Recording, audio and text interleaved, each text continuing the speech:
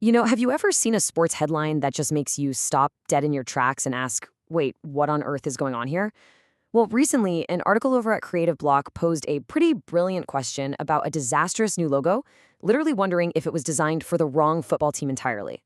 But here's the thing, while a club suffering through some questionable branding is one thing, what happens when that exact same identity crisis bleeds into the very foundation of how the team operates? Today, we're taking a look at a club that is just absolutely surrounded by drama, and we're going to use the data to uncover a story that is, frankly, wild. Welcome to The Explainer. Today, we're diving into AS Livorno Calcio, from UEFA Cup to managerial chaos. I'm super excited to guide you through this one because it's a truly fascinating journey. We're going to start by looking at a period of genuine underdog success on the pitch, and then we're going to zoom way out to reveal a level of pure administrative chaos that is, well, it's almost hard to believe. Section 1. The 2006-07 campaign. Let's get right into it. Okay, let's dive into this. To really set our baseline here, we need to jump back to the 2006-07 season. This was Livorno's third consecutive year competing in Serie A, which, as you know, is the very top flight of Italian football. And if you look at the mid-table standings, you can see them sitting in a highly respectable 11th place. They bagged 43 points, which comfortably between absolute mainstays like Udinese and Parma. I mean, in a grueling 38-match league schedule, playing against genuine heavyweights every single weekend, finishing 11th is solid proof that this team could seriously hold its own. Moving on to Section 2, a European football run. So what made this season so special for them was that it wasn't just a domestic effort. They showcased this really gritty, determined European ambition that had all their fans dreaming big. They were fighting on multiple fronts. And this breakdown of their 48 total matches across all competitions brilliantly illustrates exactly what kind of team they were that year. 13 wins, 16 draws, and 19 losses. So they weren't exactly blowing teams out of the water every week, right? But they were incredibly resilient. They grinded out those 16 draws. They fought tooth and nail for every single result, and they stayed highly competitive across a heavily demanding schedule. Just to cement how impressive this was, here is their final report card for that year. Alongside that 11th place Serie A finish, they actually reached the round of 16 in the Coppa Italia, and they made a thrilling UEFA Cup run all the way to the round of 32. By all accounts, this was a massive high watermark for the club's on-pitch performance. Section 3, the goal-scoring hero. Of course, every great micro-story needs a protagonist, right? And for Livorno during this golden run, it was a hometown player who essentially carried the team's offense entirely on his back. So the absolute crucial point here is this number, 20. That is the exact number of league goals scored by Cristiano Lucarelli that season.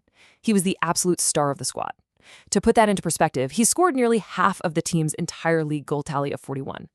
Lucarelli was the undeniable hero fueling Livorno's success. But let's look at Section 4, a disastrous team identity. Now, this is where we kind of have to pivot our narrative. We've established the on-pitch stability, the gritty draws, the hometown heroism. But when we look a little closer, we start to see a pretty stark contrast.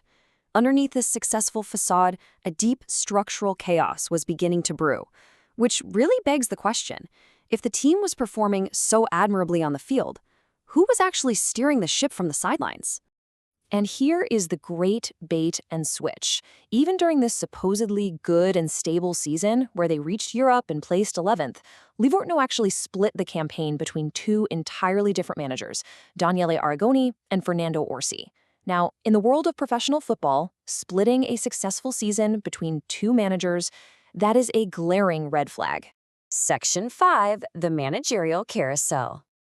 Let's move to our next data point and see how this builds. To truly understand Livorno, we have to zoom out from that single 2006-07 season. When you pull the Transfermarkt records for Livorno's staff history over the last 2 decades, it is genuinely amazing. The data reveals dozens upon dozens of extremely brief managerial stints. It goes from being just a quirky anomaly to a fascinating case study in exactly how sports teams are mismanaged from the top down. Section 6, decades of coaching chaos. Let's check this out. Now, what's really interesting when you visualize this pure chaos is that you can see just how incredibly fast this revolving door actually spins. What's truly staggering is the sheer absurdity of these durations. Franco Colomba lasted 26 days in early 2016. Luciano Foschi was in charge for just 20 days in March 2018, and Attilio Prodi, he held the job for 8 days in January 2014. 8 days. I mean, he didn't even last a full 2 weeks. But it gets even crazier. The club not only hired and fired at a breakneck pace, they inexplicably brought back the exact same managers for even shorter, more chaotic stints. Like Attilio Prodi was there for 31 days in 2012, before coming back for that infamous 8-day run in 2014. And remember Fernando Orsi from our 2006-2007 season? Yeah, they brought him back in 2008, and he lasted just 37 days. And this brings our character thread completely full circle. Look at what happens to our hometown hero, Cristiano Lucarelli. The man who conquered the 06-07 season with 20 goals eventually stepped into the manager's role himself.